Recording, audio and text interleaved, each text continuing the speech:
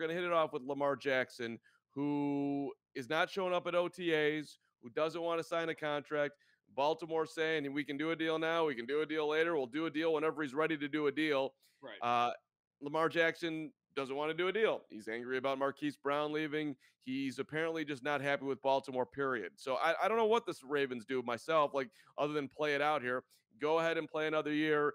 And we're hoping that you play great and don't get hurt, but you do play a very dangerous position in a dangerous way. So to me, he's taking a lot of risk here, rolling the dice with, I mean, I'm sure he's got enough money that he can live on for the rest of his life, but pushing it out here when they're ready to sign you at whatever the market deal for a quarterback is, which is an insane amount of money, seems pretty risky to me.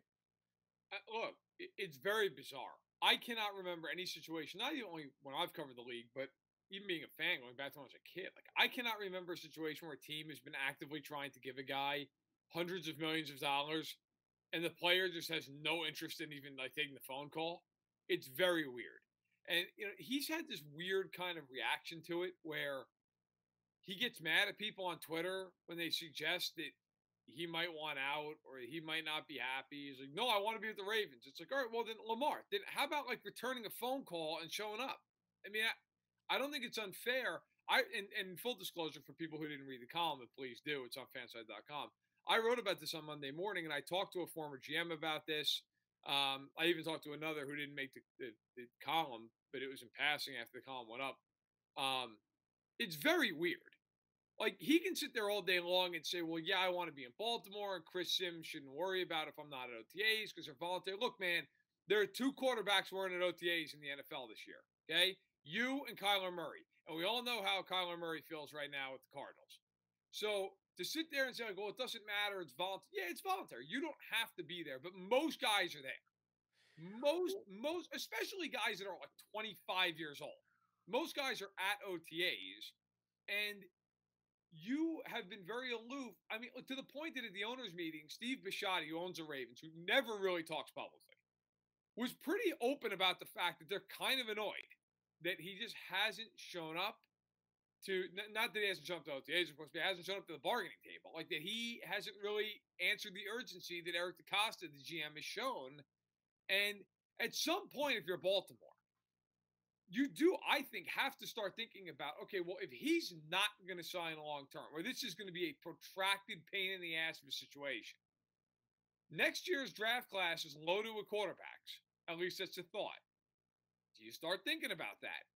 Do you start thinking about, look, do you start thinking about, do you at least consider, maybe not even in the first round, but would you take a guy maybe in the second round? You take a guy, around pick 50. I mean, I think smart money is he's there and he's there long term, and at some point they figure it out.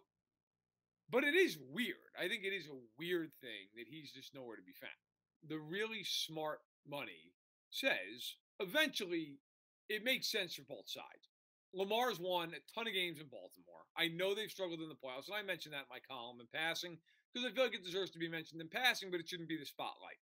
They've won a ton of football games with Lamar Jackson. He has an MVP on his mantle.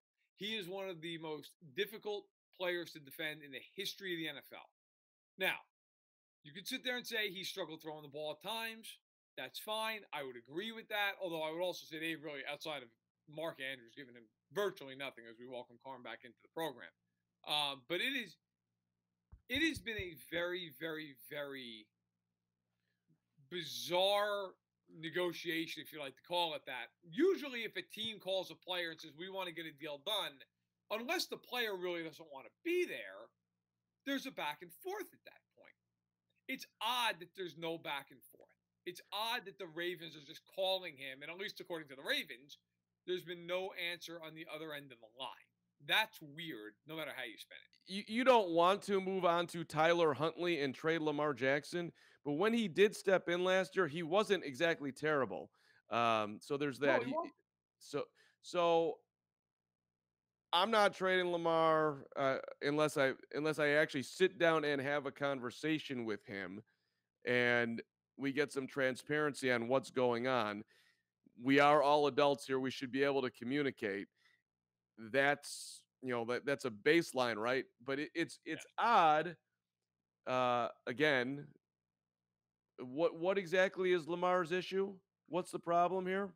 Do you Everybody Right. around all of football was raving about the Ravens drafts, how they went about the draft this year, that they had one of the best drafts in football. Well, You're and with Am I missing something? no, you're not. And by the way, I see King Royalty. Thanks for listening. Says just started listening, and I hear it's only two quarterbacks were in OTA. Shows you haven't done no research, sir.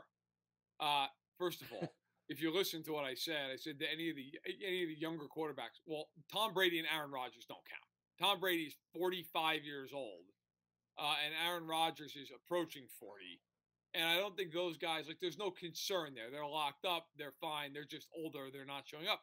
Baker Mayfield doesn't count. Baker Mayfield's not starting. We all understand why Baker Mayfield's not there. And by the way, that furthers the point, right? Like, there is clearly there's discontent there for very obvious reasons. Kyler Murray, who I mentioned, is not there again for obvious reasons. And the only other quarterback of any note who is not there is Lamar Jackson. So yes, if you'd like to include Rodgers and Brady, I think those are non-issues. I don't think it's skewing the argument to not mention that a 45-year-old six-time Super Bowl champion in New England and a one-time Super Bowl champ in Tampa didn't show up, and Rodgers, who just got his deal reworked, and we all know with Aaron Rodgers that is no surprise. He's not at OTAs.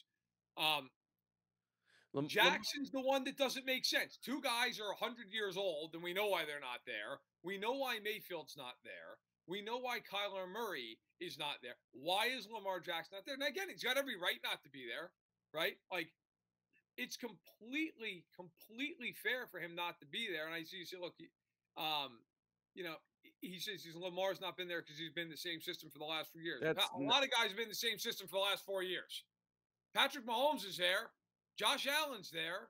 Right? Like, and again, he doesn't have to be there. I'm not crushing Lamar for not being there, but when it's against the backdrop of he's not negotiating a long-term deal. Okay, look, fair enough, right? Like, but it's odd. To say it's not odd is just to be full of it. It's he very odd and it's very mysterious. And when John Harbaugh is asked about why he's not there, he said, "I'll let Lamar answer that." It's he not like they can went fire hold either. on. Let me just back you up for a second here. He went on social media and the Marquise Brown trade. He tweeted out WTF when they picked Tyler Linderbaum in the first round to be their center. It's not There is no even an inch of a reach in saying that Lamar Jackson is not thrilled with the Ravens right now and or his situation. Add in the fact that he hasn't signed the deal. It's clear. And by the way, King, good job doing the research over there. But don't bark at my guy Matt Verderame, who sleeps with 12 footballs in his bed. If you want to bang on him for Also, something, if there's you like to do the research, King, Josh Allen is the new OC. Yeah, I understand that. He was the quarterbacks coach. It's the same damn system. Okay, it's, so give me a break. you're Look, you're the bottom line is now. Don't come at me. Look, the bottom line is okay. It's the same damn system. By the way, it's the same system we sent Baltimore home 2 years ago when Jackson and the Ravens scored 3 points. Okay, so the bottom line is right now the Ravens have a problem. Now, it may be fixed. And if you read the column and you're listening to the show, I think eventually they will figure it out. I do. Because here's the bottom line of this. If you're Lamar Jackson, you play this year on the contract you're on, okay? For whatever the reason, if he were, God forbid, to get seriously hurt, you are losing hundreds of millions of dollars potentially. Most people, not maybe he is not most people are not going to risk that kind of a situation. I have a hard time thinking that at some point they don't come to an agreement on a deal. The Ravens clearly want to sign him, but if he doesn't sign, he's running a massive risk. And if he were to get hurt, especially because so much of his value is tied to what a dynamic threat he is, a dual threat, you start looking at him. I mean, what if he got hurt and he missed 10 games? Are the Ravens still going to offer him $45 million a year? Probably not. And I don't know that any other team would either. So it becomes very dangerous. And it's odd. It's just odd. And the last point I'll make here is he doesn't have an agent, which is fine. But the thing that makes it difficult is when you have an agent, you can start you can start putting out little bits of piece, little breadcrumbs to the media, right? Hey, not happy with this, or hey, he's happy, but here's the deal, here's what's going on. You can kind of control the narrative. When you don't have an agent, unless he's willing to speak publicly, which at this point he is not, you don't control the narrative. The narrative runs wild. And that's not a media problem. That's a Lamar Jackson problem. Like he's not controlling the narrative of what's going on here. And that's issue. Also, it makes it harder to negotiate a contract because if you're the Ravens, look, as much as they love Lamar, clearly they want to negotiate with him. You can say things to an agent, be a little bit more frank than you can with a player. It makes it more difficult. It just does. Doesn't mean he has to have an agent. Doesn't mean he has to show up to voluntary OTAs, but it's making it harder. And it's packing it more with more risk. There's no two ways about that. It is going to be interesting as we move forward here in this offseason what we're looking at with Baltimore because I think Baltimore is one of the most talented teams in football. They had a lot of injuries last season. A lot, I mean, more than anybody, easily more than anybody. And this year they're getting back Marcus Peters, they're getting back Marlon Humphrey, J.K. Dobbins, Gus Edwards, Ronnie Stanley potential. Although right now, I think you put a question mark next to Ronnie Stanley based off the way his last 2 years have gone. He should be back. Lamar, of course, missed the end of last season with the ankle. He's, of course, now healthy. That is a very, very talented football team.